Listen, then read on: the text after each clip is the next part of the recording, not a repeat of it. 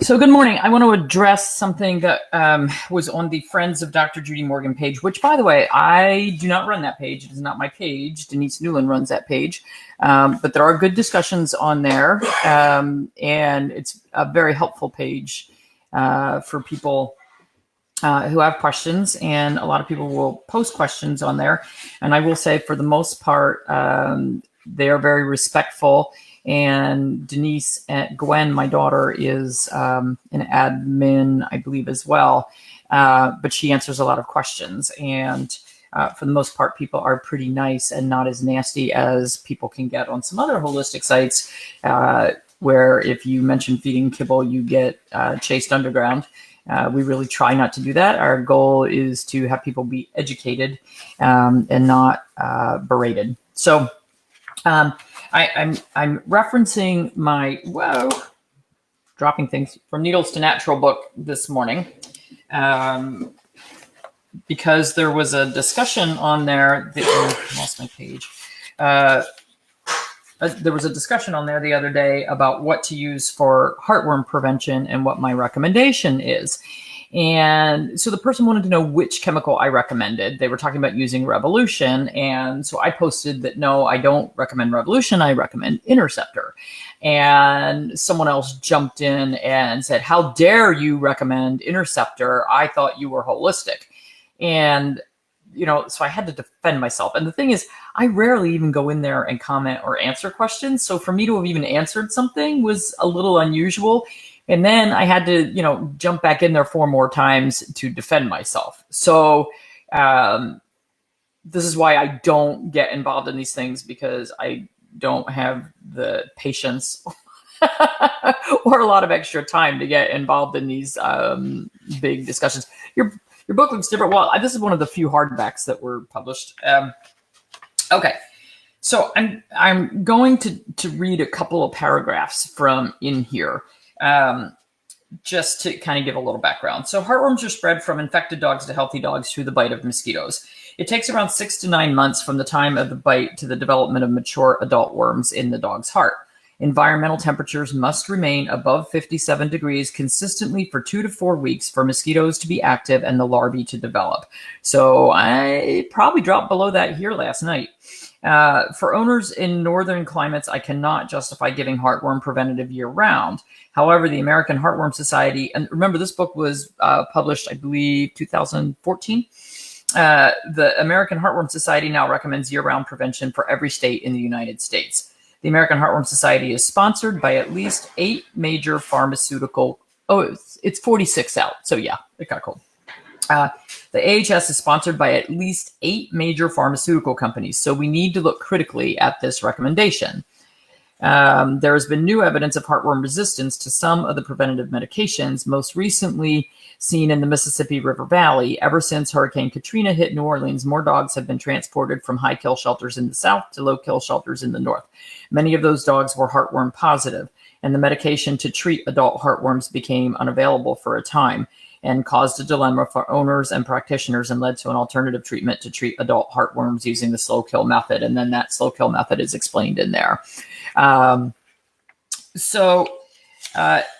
You have to remember that the heartworm preventatives work 30 days in advance. And what they do is if your dog was bitten by an infected mosquito and the mosquito injected that larvae into your dog, that larvae goes through a whole bunch of changes. It's got L2s, L3s, L4s, L5s, a whole bunch of larval stages on its migration from under the skin to the interior of the heart, where you get the adult worms developed. So when you give heartworm preventative, these monthly preventatives kill anything that the dog was exposed to over the last 30 days. So even though it went to 46 degrees last night, if I were giving heartworm preventative to my dogs, I would want my last dose of preventative to be probably 30 days from now, or somewhere in that ballpark.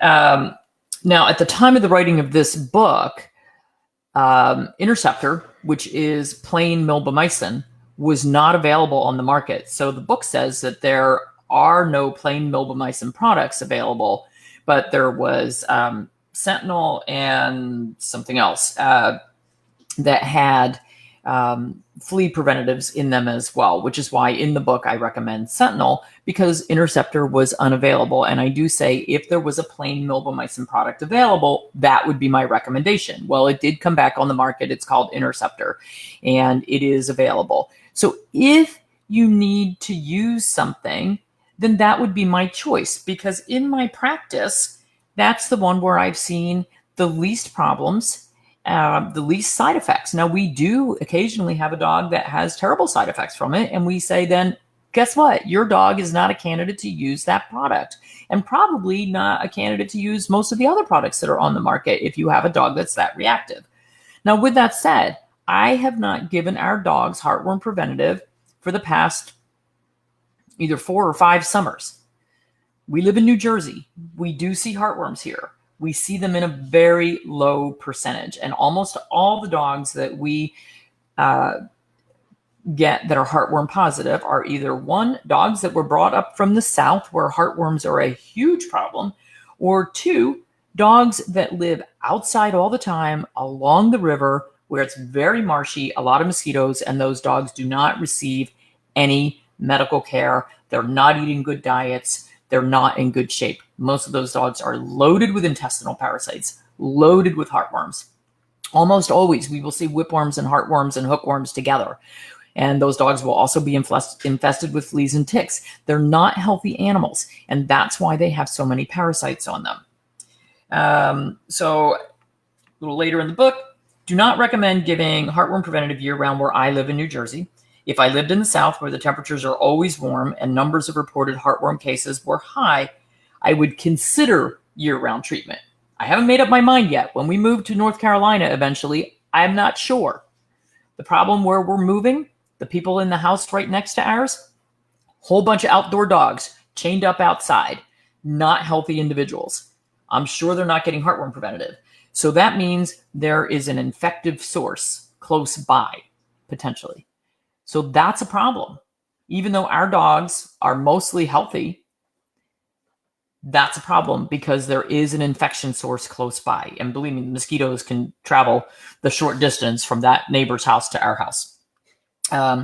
So you can go to the American Heartworm Society online, go to their website, and look at maps of the United States. And actually, when I look it up, I usually type in my search bar heartworm prevalence in the United States, and then click on images, and they'll all pop up, and you just have to check what year it's for, and it'll show you how many, because we have to report when we have a positive case, because the only way we can get the medication to treat is by giving them the statistics and the actual dog that we're going to treat. We can't just buy that medication and set it on our shelf.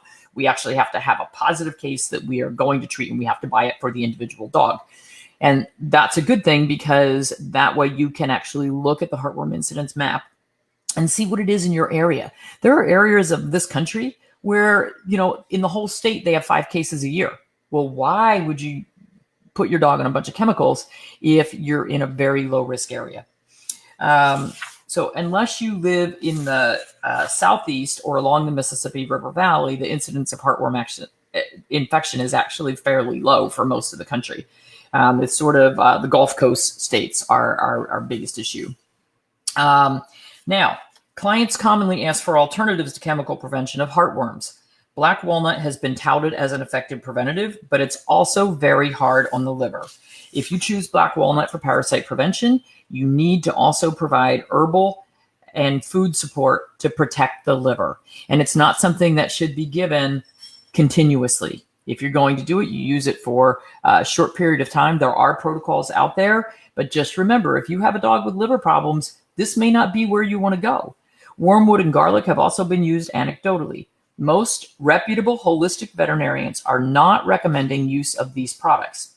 Homeopathic veterinarians use nosodes and other remedies for prevention, but there are many reports of animals succumbing to heartworm infection when taking these remedies.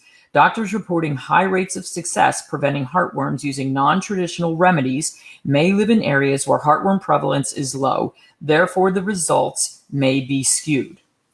Healthy pets will generally not be bothered by parasites because their immune system will take care of things. Generally, parasites attack the old, the ill, and the weak. Keeping your pet in top form with a healthy diet and healthy immune system will minimize the effects of external and internal parasites. This means minimizing vaccines and medications, feeding a species-appropriate diet, and living a healthy lifestyle. So I'm not saying that everyone has to use heartworm prevention. I'm saying a lot of you don't have to. You have to take into account the risk in your area. You need to take into account your risk aversion. And if you are not using Heartworm Preventative, then I strongly recommend, depending on where you live. If I lived in the South and I was not going to use Heartworm Preventative, I'd be testing my dogs 4 times a year. And in the area where we live, anywhere from 2 to 4 times a year. If you're living up north, maybe once or twice. But you've got to take into account what is in your area and what your dog's risk is. Also take into account what's your dog's risk of taking another medication. So Dr. Will Falconer has a great, it's an ebook on healthy dogs don't get heartworms. And it's about how to keep your dogs healthy, which is basically everything that we talk about on a daily basis here. You know, correct diet, minimizing vaccines, minimizing chemicals, keeping them in good shape. So, and I'll have to go back and read all these comments that are coming in because I can't do both. So I'm not saying that everybody should give their pet Interceptor. And I'm not saying that any of the natural remedies for heartworms, I'm not saying they all don't work. I'm saying there haven't been proven studies.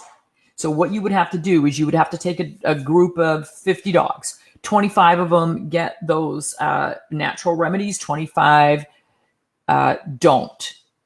And then you have to challenge them by infecting them all with heartworms. You've got to inject the heartworm larvae in just like the mosquito would. And then you've got to see how many come up positive and see whether that actually prevents them from developing heartworms. Without a double-blinded study, there's no way that we know whether it works.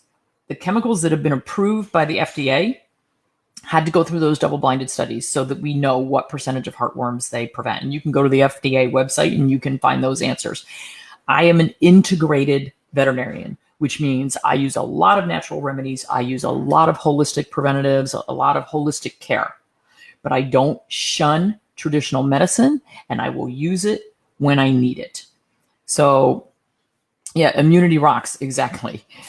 So, you know, you've got to look at, you know, Cindy Stone, who's on here. She lives in Louisiana. It's one of the worst areas. And she doesn't give heartworm medicine to hers. She treats holistically and has done so for over 6 years. And I know that her dogs are in incredible health. Her dogs are raw fed. They have a very good diet. And you can live in a heartworm area, high heartworm area with healthy dogs. And I mean, Will Falconer, he lives in South, I think he's in Southeast Texas. So he's in a high heartworm area as well. So if you have a healthy dog, that's great. But if you're feeding a low quality kibble, your dog has a dry, icky coat, they've got allergies, they've got all kinds of immune system problems, it's Russian roulette. So it requires being healthy in all aspects. You don't get to pick and choose and say, okay, wow, look, my dog's got hookworms, whipworms, and roundworms. I'm not going to give him heartworm preventative in a high heartworm area. I'll just, you know, I'll throw it up in the air and see what happens. That's a dog that's already struggling. So, you know, you have to look at the whole picture. And, you know, if you don't respect me, because I will tell you which is the safest if you feel that you need to use something, sorry. But, you know, I've got to give you, I feel that it's my job to tell you if you are going to use something, what I would recommend. And that's what I did in this book. I gave you natural alternatives. I gave you supplements. I gave you feeding advice. I gave you vaccine advice. But I also said, if you have to use a chemical, this is the least offensive out there. And they change all the time. So, okay. Got to get going. Still have to feed the dogs.